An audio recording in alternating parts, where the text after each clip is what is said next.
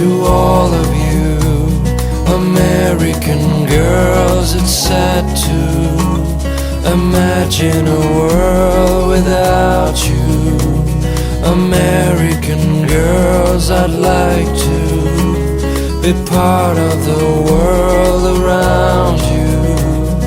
Driving a car by the seaside, watching the world from the bright side.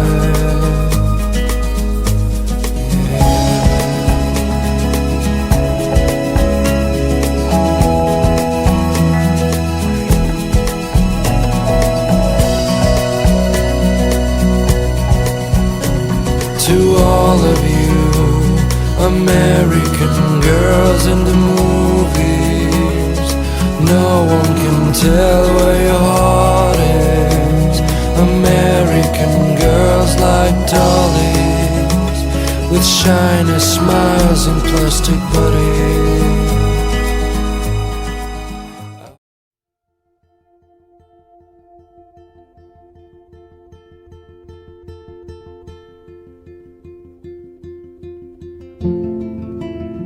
I love Life is Strange.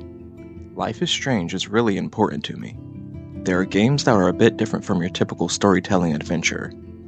It is a series that has supernatural powers, sure, but the crux of the games are about the characters, the relationships, and the overall narrative through these extravagant abilities. The powers are just an extension to reach certain pivotal points for the characters. Life is Strange is a game that explains how life is strange. Life is weird, it isn't fair, it's crazy. Sometimes things don't go in your favor, and that's okay, that's life. It is a coming-of-age story. The games are about emotions, uncertainty, despair, and how to come to terms with these problems. Through all the troubles in life, you can still find what is important and what makes you happy. And you know what? Sometimes you don't, and you still have to move on. Even if you have phenomenal strength, clairvoyant skills, or a talent to warp time and space, you still have to deal with the complexities of being human. The Life is Strange series appropriately showcases these thoughts and dilemmas of dramatic events, and does a fantastic job at being compassionate and pensive through its chronicles. Even through its ups and downs, Life is Strange will forever hold a special place cemented in my existence. This is my history with Life is Strange. So, now let's get down to the nitty-gritty. What do you want to eat?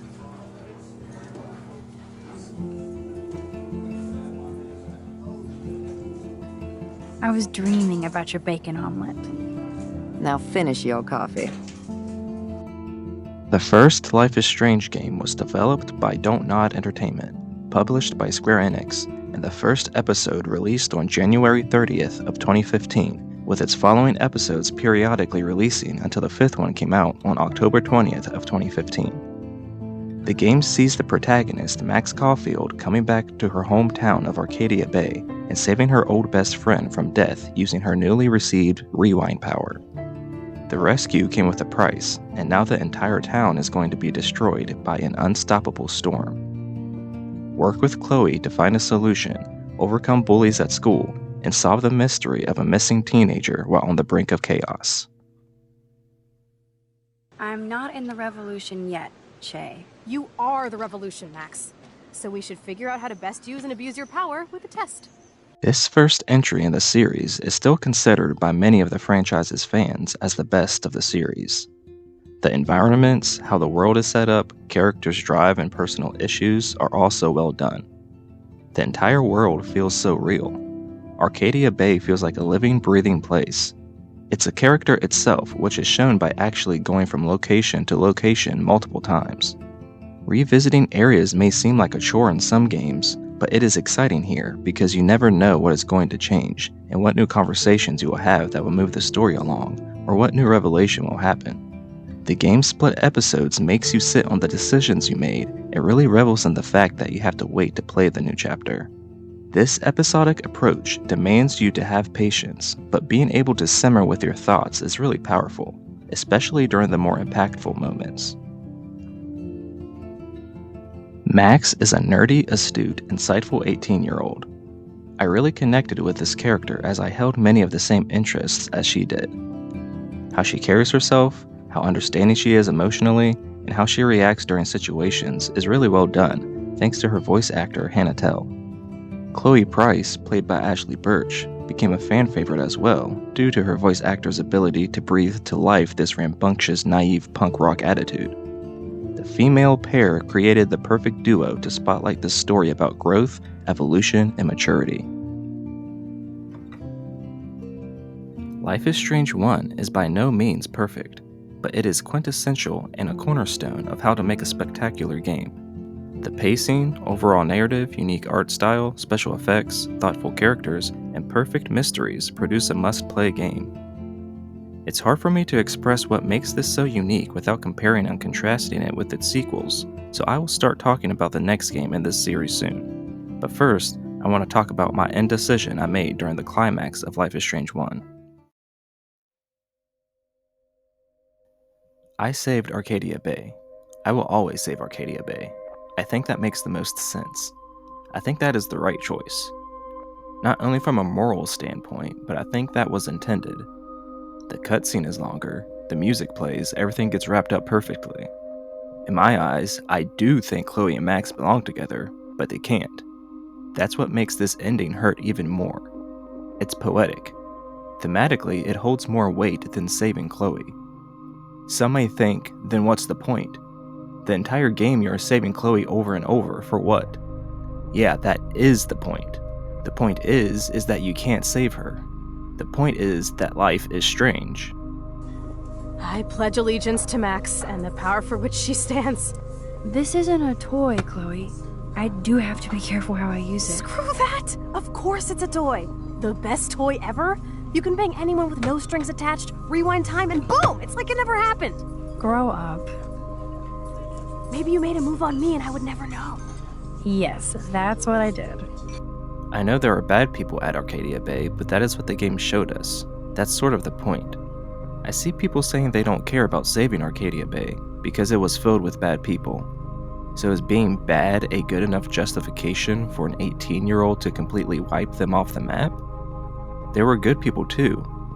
Unfortunately, what you experience in the game is just life. There will always be bad people.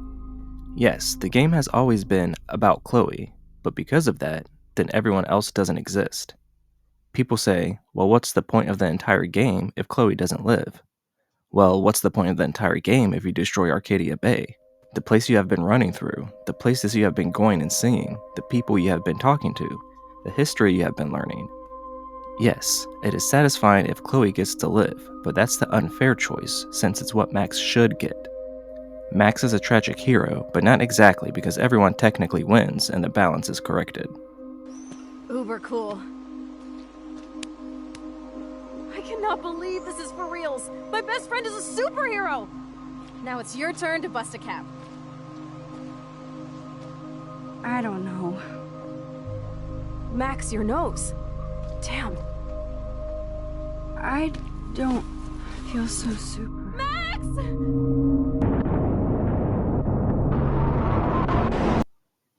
Life is Strange Before the Storm was the next game released in the series that was developed by Deck 9, published by Square Enix, and the 3 episodes of this game were released from August to September of 2017, and then a bonus episode was released in March of 2018.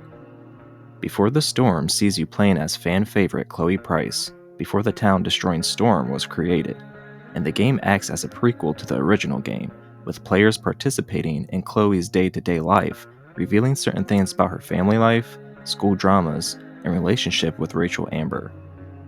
Ashley Birch couldn't reprise her role as the blue-haired punk due to being a part of the voice actor strike at the time, but was able to come back to voice her in the bonus episode.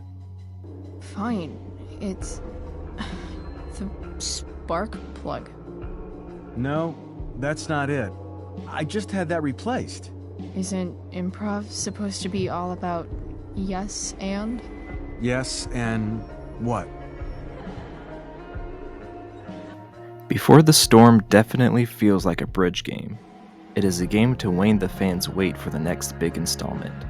The game is smaller, being 3 episodes instead of 5, and we are back in Arcadia Bay playing as Chloe. Not that that makes it less significant. The game does some cool things and takes us to new places. We get to see Rachel Amber in the flesh and get to see what she was like. Not a good person, but I digress. Overall though, the game is seen as a little rocky due to times, dates, ages, among other things, being wrong or skewed in a way where certain things didn't line up well with the first game. There were also some narrative beats that were apparently changed or left open-ended. Aside from continuity errors and some contradictions, the fans loved being able to play as Chloe and live out their dreams with Rachel.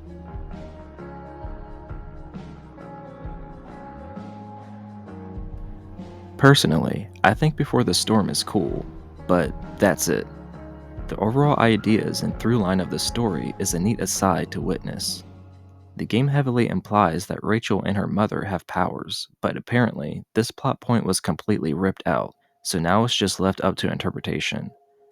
But not really, since it's so much implied that it might as well be true. I thought it only made sense that this was true back when I first played it, but after recently replaying the games, I really wouldn't mind either way. Hey, just heard the fire went out. Went out? You mean it's controlled? No, it's completely out. It extinguished itself. How could that be? Hell if I know. Even though I like Before the Storm, I don't really care to replay it. It just feels very middle of the road for me, especially since I don't have an infatuation with Chloe. I used to side with her endeavors, but after replaying the series in preparation for Double Exposure, I realized how much she gets on my nerves. Being older has definitely switched my opinions on a lot of things regarding her. I can definitely see how people like her, and how Chloe can represent anarchy, chaos, or the inner feelings of a lot of people. She has a lot of turmoil and a disastrous dramatic story overall, which makes her character super compelling. Mix that with her lovable attitude with her actual friends, and strive to be the best person she can be, and you get a captivating tale with her that people don't want to give up. But now that I'm older, I find her pretty aggravating. Growing up in a punk scene and being around angsty teenagers trying to find their way in the world was already maddening enough, but having a new perspective and respect for the world that I have now has opened my eyes to the vexing things that Chloe does. It doesn't make me hate the character or anything. If anything, it just makes it better, because that's the point. Just saying, I can never fall for that ruse of an apprehensive teen because the points they try to make just don't really make sense in the grander scheme of things. Compared to Life is Strange 1, Before the Storm feels a little bit apathetic. The attempt is there, but it just lacks the heart that made the first game shine so much. I'm pretty sure people like it for the most part, and thought this was a cool side game that Deck 9 was able to bring us. People love Chloe and are happy to be in this world again, so I think the overall synopsis is that this was a good game, whether you think it works better as a standalone or more of a companion piece with the first game. I saw some opinions that thought it was unneeded, since it ruins the mystery of it all that the first game set up with Rachel, and the other plot points that the game brings up are unwarranted. Excluding all of the negatives about the game, I thought it was okay, but I was really excited for the next main installment of the series. I think you're the only one in the world I can trust. I'll take it. Even if it's only by process of elimination. Good. Life is Strange 2 was developed by Don't Nod Entertainment, published by Square Enix, and the first episode released on September 27th of 2018, with the last episode releasing more than a year later on December 3rd of 2019.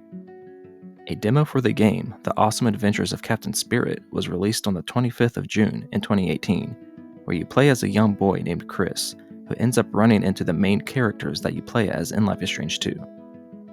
The demo introduces some mechanics of the game and showcases the style and what sort of conundrums you may be getting yourself into. It definitely set the scene and flaunted the vibes you will experience in the full release. The episodic method here for Life is Strange 2 definitely dampened the impact of the game for sure, due to the long waiting time between each episode, about 3 months each.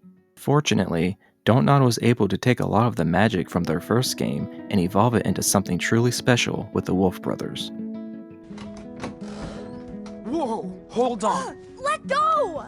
Stop it! Dude, I told you to stay out of my room. Ow! That hurt! Yeah, I'm not fucking around anymore. Got it?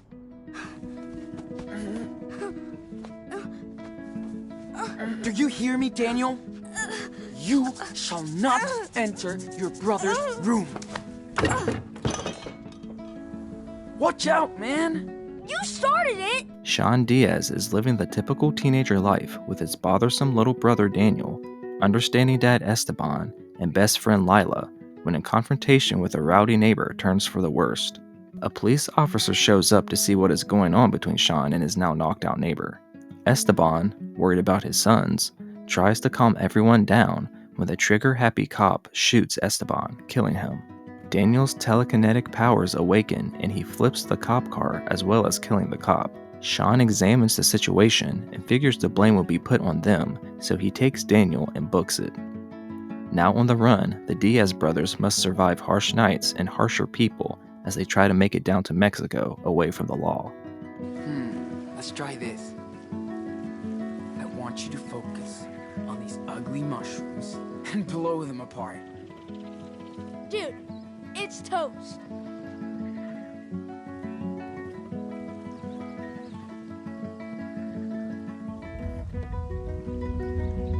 Waiting. Or maybe you... What the...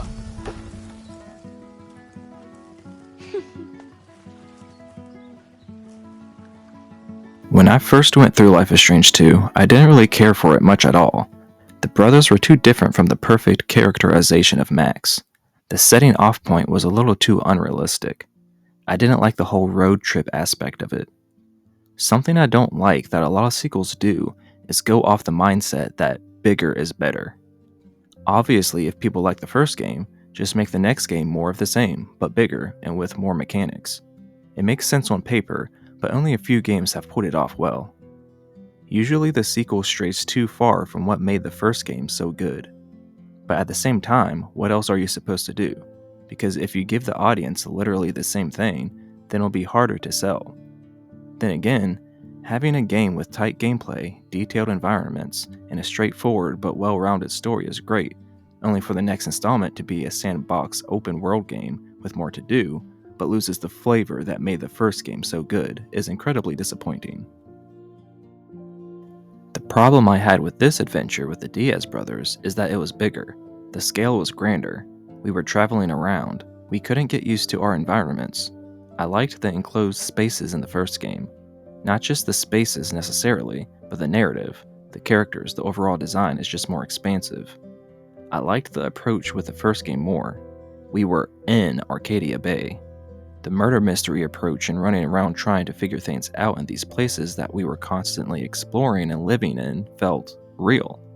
Before the Storm just expanded on these familiar places we were revisiting, so that felt more natural than Life is Strange 2 as well. Life is Strange 2 also didn't have Max. I wanted another adventure like that. I was being stubborn because I wanted the same magic from the first game without realizing what was right in front of me. I liked the game, but didn't hold it to the same high regard of the first one.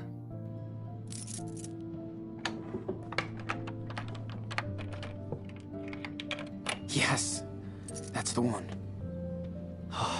Perfect.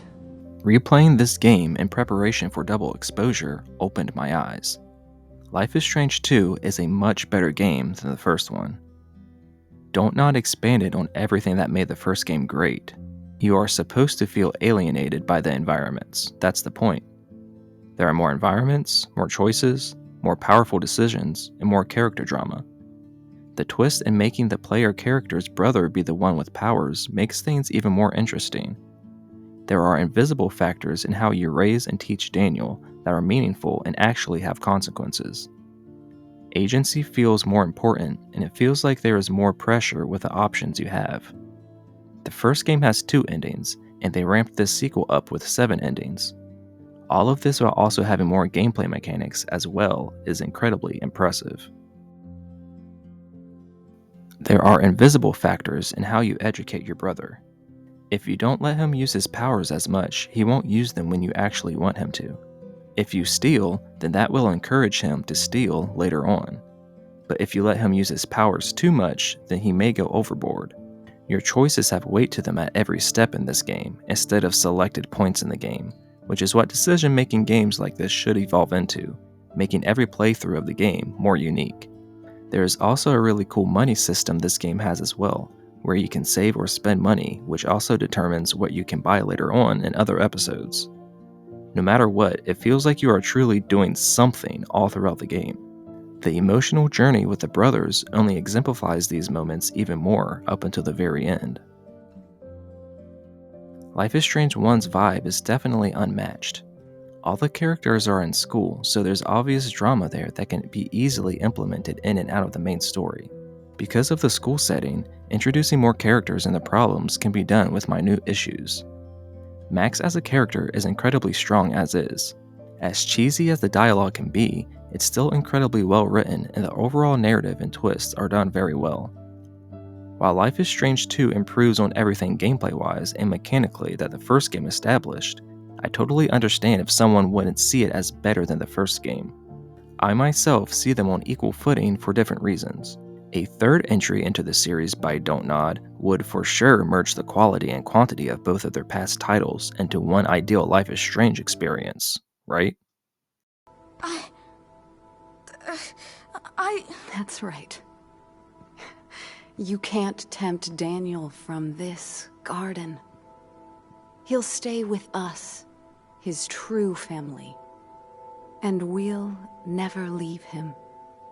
Life is Strange True Colors is the next installment of the Life is Strange series, this time developed by Deck 9, published by Square Enix, and instead of the game's staple episodic releases, True Colors released all at once on September 10th of 2021. Don't Nod stepped down from Life is Strange to work on other projects, and Deck 9, developers of the Betwixt title Before the Storm, have full reins of the series. The game was still packaged in an episodic manner, but the episodes released together, allowing you to play the game in bursts, like the past games or all at once. This approach still leaves some worry about if this method is truly the correct way to connect with this type of game, since the pause in between episodes is a big reason that made them so effective. Nonetheless, everyone, including myself, were still excited because it's Life is Strange. Test. Check.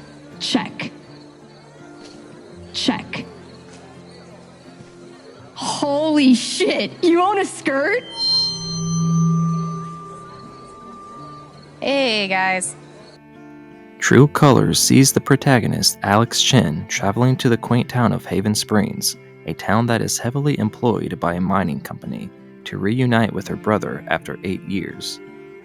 Alex has been through multiple foster care group homes and on and off of friends' couches, so finally getting back together with her brother is a big deal for both of them.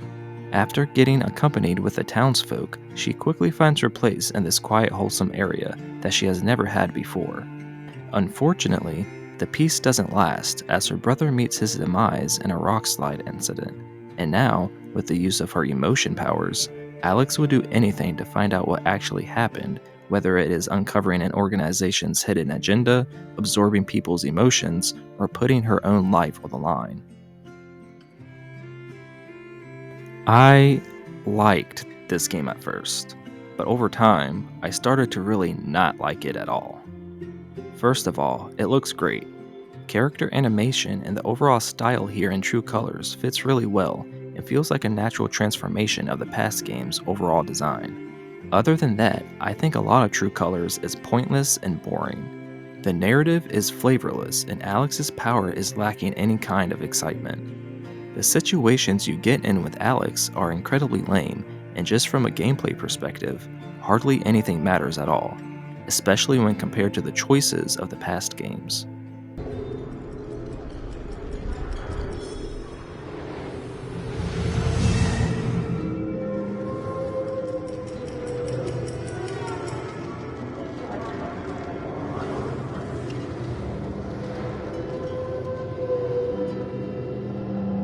Okay, time to figure out why she's afraid. While Life is Strange 2 expands on everything Life is Strange 1 puts on the table, True Colors decides to bring everything back down to a Life is Strange 1 level, which you think I would love. You are mostly running around a part of this town, and the environments are enclosed and detailed. If anything, the scale of the world is even smaller than the first game, since your problems can be solved within walking distance. While as interesting as that may be, it's solely confined to a strip of the town. The beautiful area makes you actually want to go off and explore, or be a little bit more open, but you can only go into a few shops at certain times during the story. The entire game is also just weird. The relationship options for Alex are Steph, returning character from Before the Storm, and Ryan, a lovable hunk that loves the outdoors and watching birds. The game makes it very obvious that Steph is the correct choice to romance, by giving her apparent options that you can choose from, and by setting the vibe between the two to go in that direction. I feel like if the option for Ryan is there, then they should have gone all the way with it like they did with Steph. Otherwise, it feels fake, which it does. It feels like the game was created for Steph to be the option, and then Ryan was thrown in there to pander to the audience that would rather have a relationship with a male. Half-hearted decisions like this actually ruins the point of decision-making games like this, which I will for sure bring up again in another video.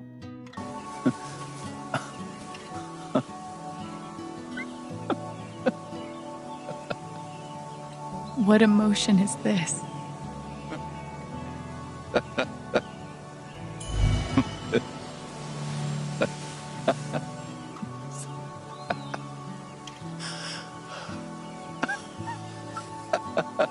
Alex's power is that she can feel what other people are feeling, and she can take these emotions out of people, but then she has to deal with the repercussions of having that emotion inside of her for a while. I don't have a problem with her power per se, but it's a lot less flashy compared to the other powers shown in the other games, which automatically sets the pace a lot differently in True Colors.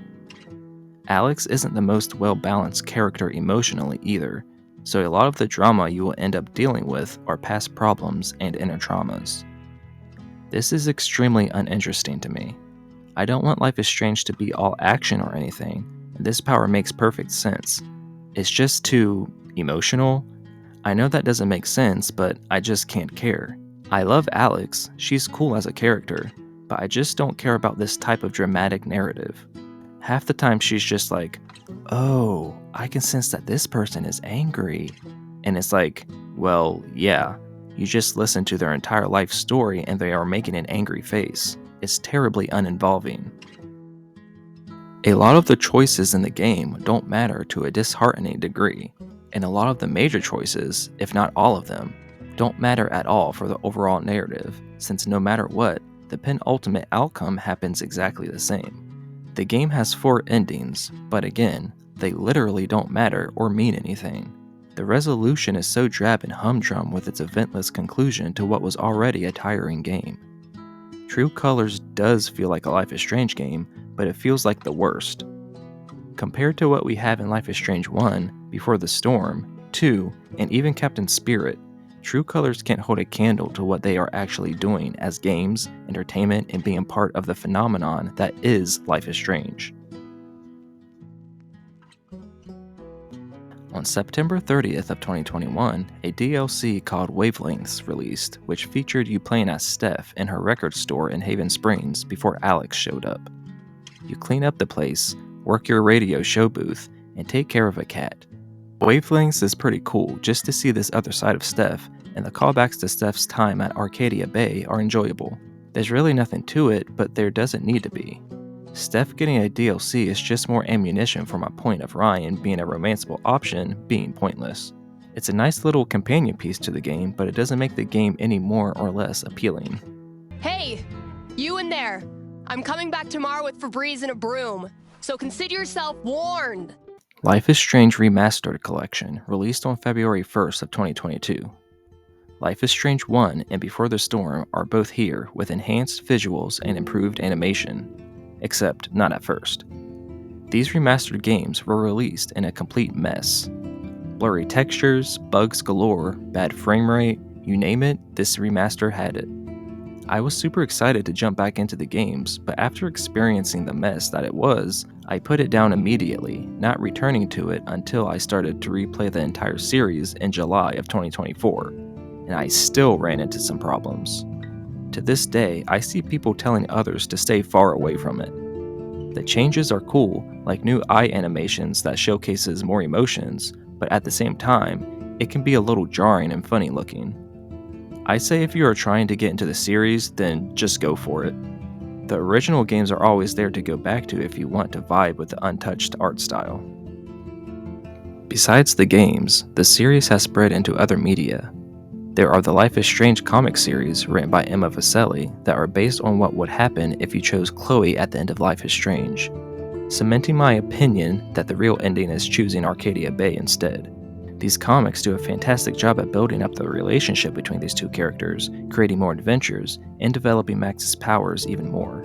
There's also a book about Steph written by Rosie Thor, and Life is Strange Heat Waves written by Brittany Morris that does a heck of a lot better at portraying Alex's empath power than the game does, among other publications and a ton of fanfiction. Fucking shit. Oh. Max, it's just you. So what was next for Life is Strange? Don't Nod and Deck 9 have very different ways in approaching the series, but have both contributed a common mindset that overall expresses the same goal for the franchise. From my personal experience, Don't Nod, the original creators, easily overshadowed Deck 9's approach to the games. Don't Nod's perfect balance between subtlety and delicacy with its cast, narrative, music, and graphical style totally eclipses Deck 9's versions of the games. Deck 9's Life is Strange games feel more like mere imitations. So far, Life is Strange has been an anthology of games, different characters contained in their own adventures, but living in the same world. There have been hints of past games with each installment to solidify this universe, but two characters with powers have never met before. It seemed as if whatever the next installment may be, it would be a different character with a cool new power. The next game, Life is Strange Double Exposure, was revealed during the Xbox Summer Showcase in 2024. To everyone's surprise, Max was back. Some people were incredibly happy and others were worried. What does this mean for the series? So out of 5 games, including Double Exposure, we have 2 taking place in Arcadia Bay, and 3 of them including Max in some way, not including cameos? So what does this mean for Life is Strange? Is Life is Strange now going to be the Max show? Is this next adventure really going to mean anything? Or are they trying to relive the golden age of the series? After a weird marketing campaign involving odd brand deals with cameras and boots, we would finally find out. And yeah, things aren't looking too good. Okay, what do I want to say to the future?